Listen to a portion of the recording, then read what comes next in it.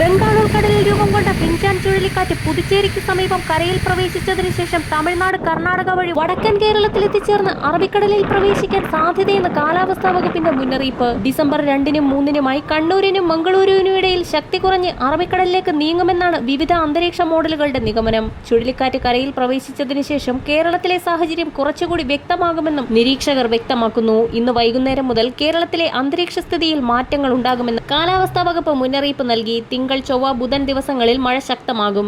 നിലവിൽ വടക്കൻ കേരളത്തിലും മധ്യ കേരളത്തിലും ശക്തമായ മഴയുണ്ടാകുമെന്നാണ് സൂചനയെങ്കിലും തെക്കൻ കേരളത്തിലും മഴ സാധ്യതയുണ്ടെന്ന് കാലാവസ്ഥാ വിദഗ്ധർ ചൂണ്ടിക്കാട്ടുന്നു.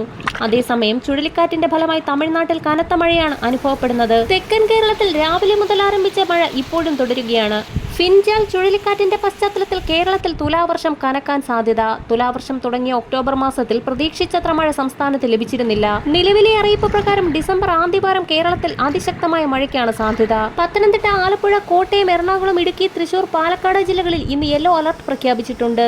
ഇടുക്കി, എറണാകുളം, തൃശൂർ, പാലക്കാട്, മലപ്പുറം, കോഴിക്കോട്, വയനാട് ജില്ലകളിൽ അതിശക്തമായ മഴ മുന്നറിയിപ്പായ ഓറഞ്ച് അലർട്ടാണ് നാളെ പ്രഖ്യാപിച്ചിട്ടുള്ളത്. ഉയർന്ന തിരമാലയ്ക്കും കടലാക്രമണത്തിന് സാധ്യതയുള്ളതിനാൽ തെക്കൻ കേരള തീരത്തും കേരള, കർണാടക തീരങ്ങളിലും ഡിസംബർ 2-3 തീയതികളിലും ലക്ഷദ്വീപ് തീരങ്ങളിൽ ഡിസംബർ 2, 3, 4 വരെയും മത്സ്യബന്ധനത്തിന് വിലക്കേർപ്പെടുത്തി. കടൽ പ്രക്ഷുബ്ധമാകാൻ സാധ്യതയുള്ളതിനാൽ തീരദേശവാസികൾ ജാഗ്രത പാലിക്കണമെന്ന് മുന്നറിയിപ്പ് നൽകി. ഇതിനിടയിൽ ആശങ്ക ഉയർത്തിക്കൊണ്ട് ആലപ്പുഴ ഡോൾഫിൻ ബീച്ചിൽ കൂറ്റൻ തിമിംഗലം ചത്ത് കരയ്ക്കടിഞ്ഞു.